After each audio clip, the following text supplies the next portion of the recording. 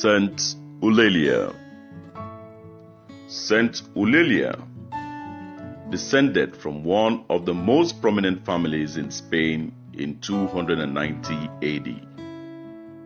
She was brought up and raised in the Christian religion and was taught the sentiment of perfect piety. From her infancy, she distinguished herself by an admirable sweetness of temper, modesty, and devotion.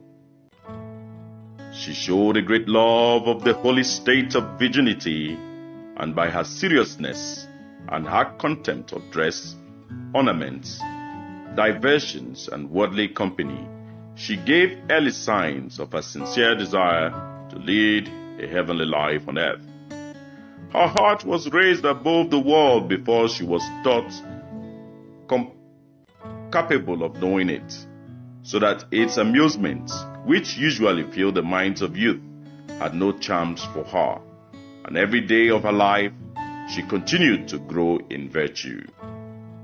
It is said that she was just 12 years old when the bloody edicts of the Emperor Diaclecian were issued in 304, by which it was ordered that all persons, without exception of age, sex, or profession, should be compelled to offer sacrifice to the gods of the empire. Eulalia, although young, took the publication of this order as a sign of battle, but her mother, observing her impatient ardor for martyrdom, carried her into the country. However, the young saint quickly found a means to make her escape by night. After much fatigue, arrived at Merida before daybreak. The same morning, as soon as the court convened, she presented herself before the cruel judge, whose name was Dacian, and reproached him with impiety in attempting to destroy souls by compelling them to renounce the only true God. The governor then commanded her to be seized. First, employing caresses, Dacian presented to her the advantage which her birth, youth, and fortune gave her in the world, and the grief which her disobedience would bring to her parents.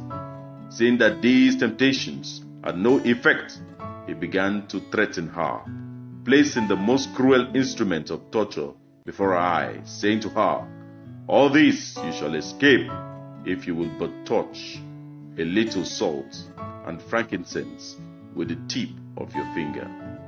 Provoked at these seducing flatteries, she threw down the idol, trampled upon the cake which was laid for the sacrifice, and spat at the judge, an action only to be excused by her youth and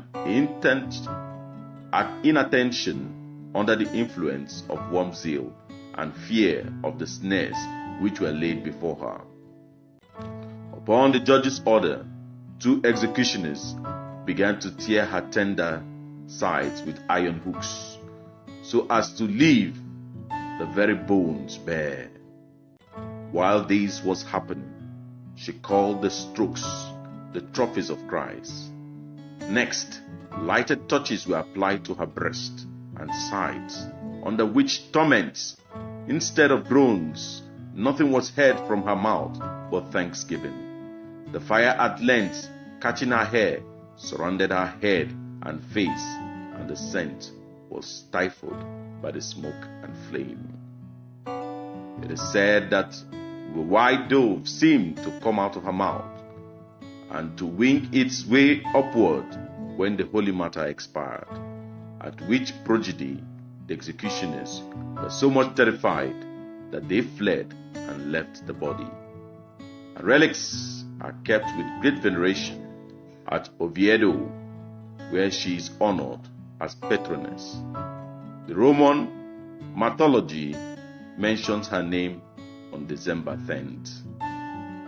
Saint Eulalia, pray for us.